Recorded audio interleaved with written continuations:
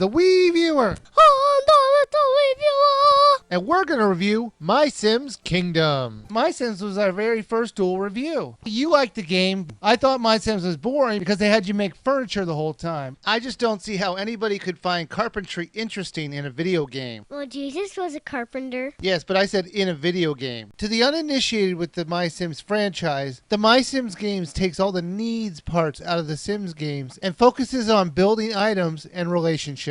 The original title had you build furniture and houses in the game in order to get more people to visit and stay in your town. And while it's the same basic storyline, in this one they made it simpler and more enjoyable. Character creation is as simple as it was before. However, I think this game, they made it more accessible and friendlier to deal with. It's as simple as toggling buttons to change your hair color, styles, eyewear, mouse, or even tattoos. You can also choose the way your sim sounds. They still speak in their own gibberish language, but you can really tweak with the way their voice is presented. The story's about everyone has been sad and you have to rebuild to make the town and to make more people come to the kingdom and not island, because there's different islands and you have to make them happier by doing their tax that they have. Let me expand a little bit on what you're saying. The story is basically this. You're a new wandalier and you have to go from island to island fixing the islands up so they'll get more tourists. In the beginning you can choose between two islands, but with the more tasks you complete, you increase your experience and you can unlock more islands. But the thing I liked about this game is that on each of the islands, the storyline is different. Now don't get me wrong, the story is about as deep as a kid's pool, but at least it's fun to go to these different worlds and fun to play their little stories out. Each of the islands take about an hour to 2 hours to complete, wouldn't you say? Depends if you played it before, or you an expert, or whatever. When you get to the island, the person there will give you a scroll. On the scroll is a list of essences that you have to get in order to activate the scroll and learn the spell. And these spells will automatically make furniture for you, paint your house, make blocks, make gates. Depending on the spell, the item will change. Sometimes there's bonus treasures around the island, and they have essences, and sometimes the scroll or any prize or whatever. That's right. And the scrolls you find in those chests are usually just optional side quests you could do. The controls and the graphics, while they look the same as the original MySims, all the glitches and loading problems that plagued the original game are now gone. Since the islands are relatively small, they load all the areas and houses at the same time. It means no loading screens when you enter houses, which is great. The building mode is pretty much the same. They've seemed to have improved upon it a little bit, because before, instead of it going into its own building menu,